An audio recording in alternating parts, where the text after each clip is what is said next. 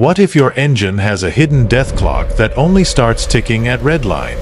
More RPM means more power, but it also means every moving part must work exponentially harder. At 9,000 revolutions per minute, each valve opens and closes dozens of times every second. Valve springs may look simple, but they control chaos inside the cylinder head.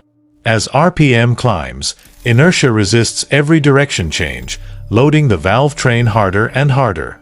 Eventually, the spring can't keep up. The valve starts floating instead of following the cam.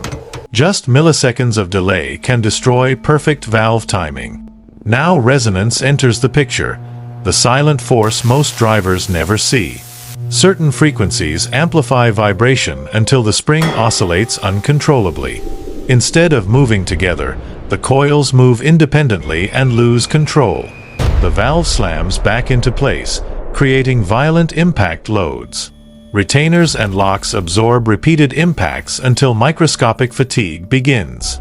Cracks form quietly, growing cycle after cycle beneath the surface. One fracture is enough to release the valve completely. Meanwhile, the piston never stops climbing. Metal meets metal, ending the engine in milliseconds. Professional engineers fight resonance before it ever appears. Dual springs and beehive designs disrupt harmful harmonics. Titanium retainers and lightweight valves reduce inertia dramatically. Cam profiles, spring rates, damping, and rev limits must work as one system. High RPM doesn't destroy engines. Uncontrolled vibration does.